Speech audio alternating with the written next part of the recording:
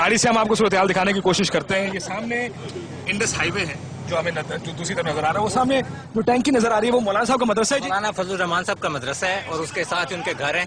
तो यहाँ पे जब सैलाब आया तो उन्होंने ज्यादा एरिया इस मदरसे उस घर को बचाने के लिए उन्होंने उस तरफ से जो है वो रोड काटा, लेकिन यहाँ से नहीं काटा जाने दिया। ये लोकल साफी अपना तारुफ जरा करा दीजिएगा लोग जो सुन रहे हैं आपके लिए। मैं एज ए कैमरामैन जियो के साथ काम करता हूं और हम फर्स्ट डे से 28 जुलाई से जब से ये सैलाब आया हम इसको कवर कर रहे हैं। तो ये मौलाना का मदरसा है और इस तरफ मौलाना फजलुर रहमान साहब का मदरसा है। तीनों भाइयों मौलाना तौर रहमान साहब का भी घर यहीं पे है, मौलाना फजलुर रहमान का भी घर यही है और करीब उनका मदरसा है।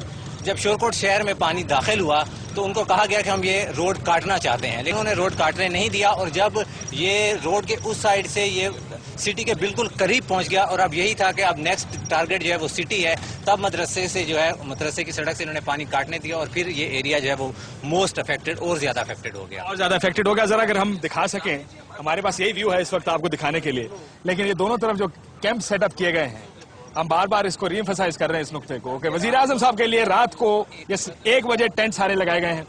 यहाँ पर सुबह सुबह इन लोगों को लाके बिठाया गया है ताकि दिखाया जा सके वजीर आजम साहब को, देखें सर सब अच्छा है। ये जो हमारा सब अच्छा है कि कल्चर है पाकिस्तान का, वो कल्चर न जाने कब खत्म होगा। जब तक हम मसले का इदराक नहीं करेंगे, हमें यह एहसास नहीं होगा कि मसला है क्या, तब तक मसले का हल बड़ा मुश्किल हो जाएगा हमारे लिए। हम हमेशा मसले के ऊपर उसको कालीन के नीचे डालने की कोशिश करते हैं। कोशिश ये करते हैं कि सबको दिखाया जाए कि जी सब अच्छा है। वजीर आजम साहब के आने के मौके पर एक ऐसा एरिया जिसके बारे में कहते हैं कि वर्स्ट हिट एरिया है फ्लड्स की वजह से,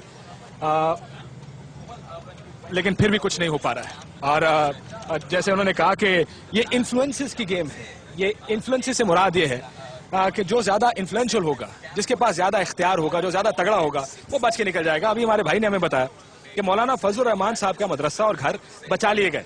और ये सिर्फ ये नहीं, सिंध में अक्सर वजीरों के ऊपर ये इल्जाम आज लगाया जा रहा है। मीर जफरुल्लाह खान जमाली साबिक वजीर आजम यही बार बार कह रहे हैं कि अपनी जमीनें बचाने के लिए जाकरानी, खुर्शीद शाह साहब, इन्होंने अपनी जमीनें बचाने के लिए बाकी की जमीनों को और बाकी के सूबों को पानी के नीचे दे दिया। यानी अगर आपने अपनी जमीन ना काटने दी या वो बंद ना काटने दिया जिसकी वजह से पानी एक और डायरेक्शन में जाएगा, वो पानी डिफ्लेक्ट होकर दूसरी डायरेक्शन में चला जाता है और बाकी, और क्योंकि उसका नेचुरल कोर्स नहीं है वो, इसलिए बहुत ज्यादा इलाका ज़ेर-ए-आब आ जाता है। बहरहाल ये है मामला। जैसे हमने बताया कि इस दफा मौलाना फजलुर रहमान का इलाका था, इसलिए उन्होंने अपना रस्र और रसूख इस्तेमाल किया और बहुत कुछ बचा लिया। डेरा इस्माइल खान की कहानी हम आपको आपके लिए लाए हैं, जितना बता सकेंगे आपको हम कोशिश करेंगे आपको बताने की।